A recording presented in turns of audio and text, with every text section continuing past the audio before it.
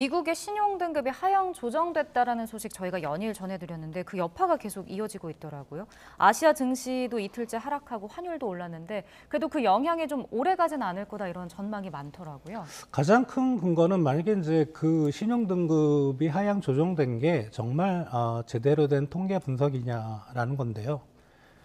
이게 뭐 제대로 됐다면 미국의 단기, 장기 국채 금리가 모두 올라야 되는데 장기 금리는 올랐는데 단기 금리는 최근에 떨어지고 있어요. 그래서 그런 부분을 생각하면 저 피치의 신용 등급 이벤트가 과연 적절했는가라는 좀 의문이 있습니다. 개인적으로는 지금 3대 신용평가사 S&P, 무디스, 피치 세 개를 놓고 보면 피치의 시장 마켓 쉐어는 15%밖에 안 됩니다. 예. 어떻게 보면은 노이즈 마케팅이라고 할까 이런 좀 의도도 있을 것 같고 예. 그리고 이제 원달러 환율은 왜 움직이느냐 시청자분들이 많이 궁금해하는 거죠. 네. 미국의 신용 등급이 악화가 되면 달러나 미 국채의 어떤 레이팅이 떨어지는데 왜 안전자산 선호 현상으로 달러에 대한 수요가 늘어나냐 이 부분인데 사실 요게 이제 신용 등급이라는 이벤트가 발생하면 2011년에 우리가 S&P가 한번 미국 신용 등급을 떨어뜨리면서 그때 금융시장이 난리가 났었거든요. 이제 그런 과거의 경험을 놓고 보면 뭔가 좀 기준이 되는 자산을 갖고 있어야 돼요. 그게 국채든 달러든.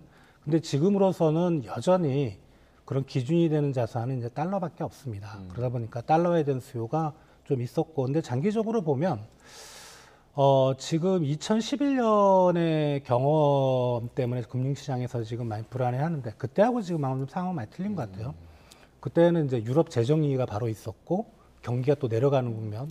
근데 지금 이제 그런 분위기는 아니라 시장에서 뭐 단기적으로는 좀 변동성 커질 수 있겠으나 아마 원래 어떤 금융시장의 레벨로 다시 돌아가지 않을까 생각이 됩니다. 네.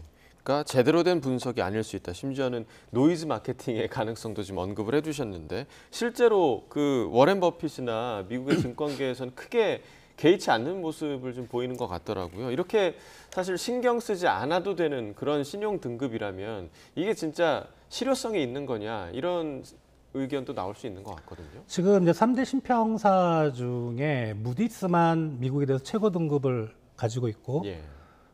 S&P도 사실은 최고 등급에서 가장 바로 밑에는 2등급을 잡고 있거든요. 그래서 전혀 뭐 타당성이 없는 건 아닌데 근데 문제는 그 피치 기준의 1등급 트리플 A에 들어가는 국가들이 유럽 국가들이에요.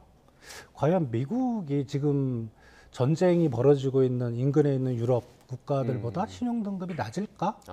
이거는 아닌 거죠. 예, 아무리 봐도. 그래서 그런 부분에서는 워렌 버핏이 얘기한 부분이 저는 맞다고 생각이 되고요. 뭐 미국 경제의 앞으로의 좀 불안정성 그리고 미국 부채가 좀 많이 늘어난다는 이런 것을 이제 경고하는 의미에서 피치가 이런 등급을 하향 조정하지 않았나 생각이 됩니다.